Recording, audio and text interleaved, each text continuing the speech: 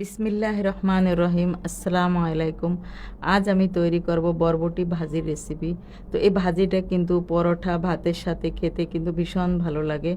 আর এখানে আমি নিয়ে নিলাম, এখন তেলটা গরম করে নিয়েছি, তারপরে আমি সামান্য একটু রসুন কুচি করে দিলাম। তারপর এখানে নিয়ে নিলাম পেঁয়াজ কুচি, কাঁচা জাল আর চিংড়ি মাছ, সুন্দর একটা ফ্লেভারের জন্য চিংড়ি মাছ দেবো। আর ভাজিতে পেঁয়াজের পরিমাণটা একটু বেশি দিলে ভালো হয়। আর ঝালটা যে যেরকম খেতে পছন্দ করেন সে সেরকমই দিতে পারেন।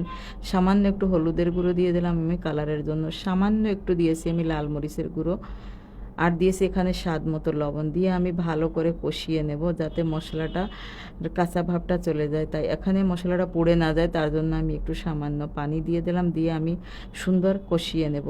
কষালেই কিন্তু তরকারির ফ্লেভারটা বেশি ভালো হয়। তারপর এখানে এখন দিয়ে দিলাম আমি বরবটি ছোট ছোট করে কেটে নিয়েছি। আলুটাও আমি কিউব আকারে কেটে নিলাম। বরবটি এখানে হাফ কেজি, আলু নিয়েছি আমি একটা। আর এখানে কিন্তু ইচ্ছা করলে আরও সবজি অ্যাড করতে পারেন।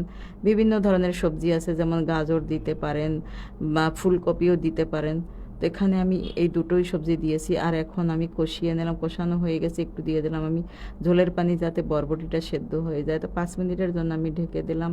5 মিনিট হয়ে গেছে, ঢাকনাটা তুলে নিলাম। আর এখানে কিন্তু সবজিটা একদম সেদ্ধ হয়ে গেছে। তারপরে যে পানিটা আছে আমি কিন্তু ওটা নেড়ে চেড়ে শুকিয়ে নেব, কারণ বেশি সময় রান্না করা যাবে না, তাহলে গলে যাবে। আর এভাবে আমি নেড়ে চেড়ে আমি একদম পানিটা শুকিয়ে নিছি।